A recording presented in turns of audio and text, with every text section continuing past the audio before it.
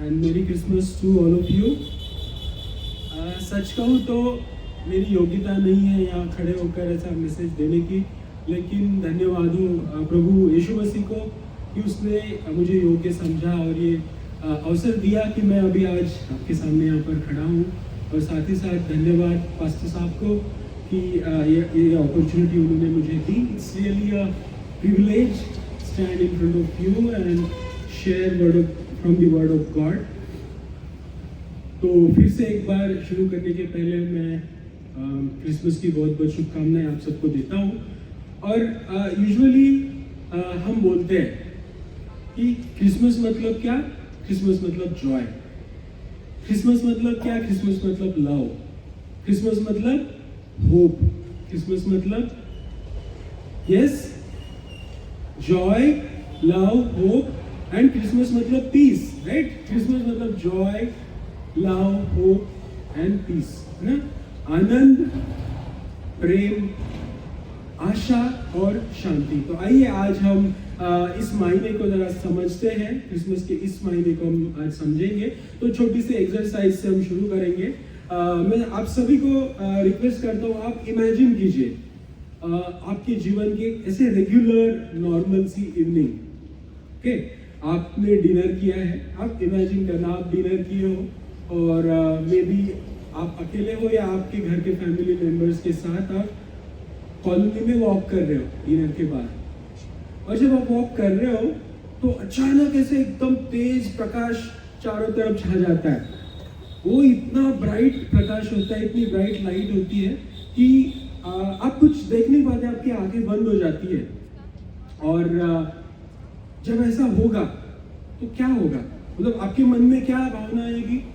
Obviously आप डर जाओगे। मन में ऐसा डर उत्पन्न होगा, क्या हो गया, है ना?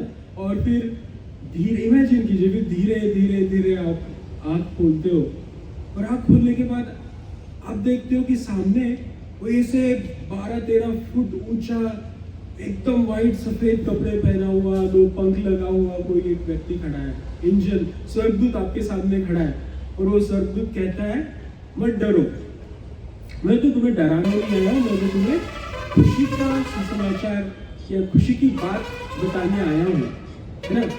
और ये जो हुआ ना, एग्जैक्टली यही सेम आज से 2024 साल पहले क्रिसमस के उस पहले क्रिसमस के उस रात को यही चीज, यही इंसिडेंस हुआ उन शेफर्ड्स के साथ। इजराइल देश में जो शेफर्ड्स थे, भेड़ बकरियों को चराने वाले जो गडरिये थे, तो वो उस रात अपने भेड़ बकरियों को जब उनकी रखवाली कर रहे थे, वैसे ही अचानक स्वर्गदूत उनको दर्शन देता है और ऑब्वियसली वो बेचारे डर जाते हैं। और तब वो क्या कहते हैं, वचन में देखते हैं तो वो कहते हैं, do not be afraid, I bring you good news that will cause great joy for all the people. Today in the town of David a saviour has been born to you, he is the messiah the lord. वो कहता है कि मत डरो, आज मैं तुम्हें बड़े ही खुशी का समाचार सुनाने आया हूँ, वो जो सब के लिए है। और आज दाऊद की नगरी में मसीहा जन्मा है, जो उद्धार करता जन्मा है, वो सबका उद्धार करेगा। और आप सब जानते हैं कि ये हम लूका रचित सुसमाचार उसका 2 अध्याय 8 से 11 के वचन में इस इंसिडेंस को हम पाते हैं, है ना? तो खुशी का सुसमाचार, क्रिसमस मतलब Joy, it's the news of Joy. लेकिन क्यों? Why there is so much joy because of Christmas? Christmas जब हम पूरी दुनिया में जब सेलिब्रेट हो रहे हैं तो इतनी खुशी क्यों, इतना आनंद क्यों? क्योंकि जिस दिन क्रिसमस के दिन यीशु मसीह इस जगत में आए, वो अपने साथ एक अनोखा गिफ्ट लेके आए, एक उपहार लेके आए। और वो उपहार है साल्वेशन का गिफ्ट, साल्वेशन का उपहार। और साल्वेशन का मतलब हम समझते हैं, साल्वेशन मतलब उद्धार, साल्वेशन मतलब मोक्ष, साल्वेशन मतलब मुक्ति, साल्वेशन मतलब दुख, दर्द, परेशानियां, इन सारी चीजों से मुक्ति। साल्वेशन का मतलब है डर से मुक्ति। साल्वेशन का मतलब है हमारे अंदर, हमारे जीवनों के टेंशन, स्ट्रेस, हमारे फेल्यूर से मुक्ति। और साल्वेशन का मतलब है पाप से मुक्ति। उस पाप, जो इन सारी बातों की जो जड़ है पाप, उन पाप से मुक्ति। और साल्वेशन का मतलब है इन सारी बुरी चीजों के पीछे जो अंधेरी शक्ति है, शैतान है ना, उसके डर से आजादी, उससे मुक्ति। तो ये है साल्वेशन। और इसी वजह से ये मुक्ति का पैगाम, ये शांति का पैगाम, ये साल्वेशन का पैगाम यीशु मसीह लेकर आए। और इसीलिए बहुत ही आनंद के साथ हम इस क्रिसमस को मनाते हैं। प्रियो, किसी राजा के घर जब कोई बेटा पैदा होता है, राजकुमार पैदा होता है, तो वो राजा रानी बहुत खुश होते हैं, और उनके रिश्तेदार भी बहुत ज़्यादा खुश हो जाते हैं। इतना ही नहीं, उनके राज दरबारी लोग आनंद मनाते हैं। और यहाँ सिर्फ यही नहीं, यहाँ तक ही नहीं रुकती है ये सेलिब्रेशन, उस राज्य की पूरी प्रजा उनके राजकुमार के आगमन का आनंद मनाती है। लेकिन ये अच्छा, ये जो सौभाग्य है हर किसी बालक को नहीं मिलता। ज़्यादातर बालक जब पैदा होते हैं तो उनके पेरेंट्स, उनके दादा दादी, उनके रिलेटिव्स उनकी खुशियाँ मनाते हैं, है ना, उसके पैदा होने की खुशियाँ मनाते हैं। तो यीशु मसीह के साथ भी ऐसा ही हुआ। उनका हम जानते हैं कि इतने हम्बल रीति से वो इस जगत में आए। उनको तो पैदा होने के लिए जगह ही नहीं थी। वो एक जहाँ पे घोड़े, गधे, गाय, बैल, बकरियां, इनको बांधा गया था उस चरनी में ना, उस तबेले में यीशु मसीह को जन्म लेना पड़ा। ऐसे हम्बल उनकी बिगिनिंग थी। और उनके आने का सुसमाचार जो था, ये गुड न्यूज जो थी, वो कुछ गडरिये थे, कुछ शेफर्ड्स थे, उनको सुनाई गई। तो ये बहुत ही कम लोगों ने मतलब वो उनके माता पिता के पास जाकर इस खुशी को मनाया, है ना। और ज्यादातर बालकों के साथ यही होता है। लेकिन कोई बालक जब कोई एक अद्भुत महान सा कार्य कर जाता है, तो उसके कार्य को याद करते हुए, फिर उसको उसके जिंदा रहते हुए भी और उसके मृत्यु के बाद भी उसके जन्म दिवस को मनाते हैं हम लोग ना। जैसे आज 25 दिसंबर जो है यीशु मसीह का जो जन्मदिन है, साथ साथ हम जानते हैं आज अटल बिहारी वाजपेयी जी का भी जन्मदिन है। और भारत देश में अटल बिहारी जी का जन्मदिन इस साल मना रहे हैं। हम भारत देश में गांधी जी का जन्मदिन मनाते हैं, डॉक्टर अंबेडकर का जन्मदिन मनाते हैं, क्योंकि उन्होंने महान कार्य किए। तो अगर पूरी दुनिया यीशु मसीह का जन्मदिन मना रही है, ना कि कोई देश, ना कि कोई पर्टिकुलर कम्युनिटी, तो कितना महान कार्य उन्होंने किया होगा। तो क्या है वो कार्य, क्या है वो काम जो यीशु मसीह ने किया, जिसके वजह से पूरी दुनिया उनकी दीवानी है, पूरे दुनिया में हम उनके भक्त लोगों को पाते हैं, है ना। और वो काम है यीशु मसीह ने दिया हुआ आत्म बलिदान और उनका पुनरुत्थान, यानी कि मृत्यु के बाद उनका फिर से जी उठना। और ये दो काम है जो जिस पे पूरी मतलब पूरी दुनिया की, आने वाली दुनिया की नींव बनी है। यस, यीशु मसीह ने जो बलिदान दिया, हम उसको आत्म बलिदान ही कहेंगे, क्योंकि यीशु को जब सूली पर चढ़ाया जा रहा था, जब उनको क्रूस पर चढ़ाया जा रहा था, तब यीशु मसीह ने बाइबल में बताया है, वो बोलते हैं कि 12 लीजन्स एंजल्स के तैयार खड़े हैं यहाँ पे। 12 लीजन्स, एक लीजन में 6000 सैनिक होते, तो लगभग 72,000 एंजल्स खड़े थे यीशु मसीह के आदेश के लिए कि वो बोले कि मुझे इस प्रॉब्लम से छुड़ाओ ना। ये जो उनको मारा जा रहा था, पीटा जा रहा था, उनको छलनी किया जा रहा था, उससे अगर यीशु मसीह कहते तो वो छूट सकते थे। लेकिन यीशु मसीह ने वो ऐसा नहीं किया। जो कुछ भी उनके साथ वहाँ पर उस दिन हुआ, वो उन्होंने अपने साथ होने दिया। और इसीलिए हम उसको आत्म बलिदान कह सकते हैं ना। और वैसे देखा जाए तो यीशु मसीह का इस धरती पर आने का मकसद भी तो वही था, है ना। सूली पर खुद को चढ़ा देना और खुद का आत्म बलिदान कर देना। बाइबल में लिखा है फिलिपियंस चैप्टर 2 में, फिलिपियंस चैप्टर 2 वर्सेस 5 to 8 में लिखा है, मैं आपके लिए पढ़ देता हूँ। वहाँ लिखा है, Christ Jesus who being in very nature of God did not consider equality with God something to be used to his own advantage. Rather, he made himself nothing by taking very nature of a servant, being made in human likeness, and being found in appearance as a man, he humbled himself by becoming obedient to death, even death on the cross. हम जानते हैं कि यीशु मसीह स्वर्ग में परमपिता परमेश्वर के स्वर्गीय सिंहासन पे दाहिने हाथ पर विराजमान थे। हजारों एंजल्स स्वर्गदूत उनकी स्तुति महिमा आराधना कर रहे थे। वो सोने के सड़कों पर उस स्वर्ग में चलते थे और ऐसे महिमामयी वातावरण को उन्होंने अपने आप में पकड़ कर रखने की चीज नहीं समझी, परंतु उन्होंने उसको त्याग दिया और उन्होंने खुद को शून्य किया, इतना हम्बल किया, इतना नीचा किया कि उन्होंने आप जैसा मेरे जैसा रूप धारण कर लिया और वो इस धरती पर आए। और यहाँ तक ही नहीं रुके, उन्होंने खुद का आत्म बलिदान हम सब के लिए उस दिन उस क्रूस पर कर दिया। और हम जानते हैं क्रूसिफिक्शन पर क्या हुआ, क्रूसिफिकेशन के दिन उस क्रूस पर क्या हुआ। हम जानते हैं कि यीशु मसीह पर झूठे आरोप लगाए गए, है ना।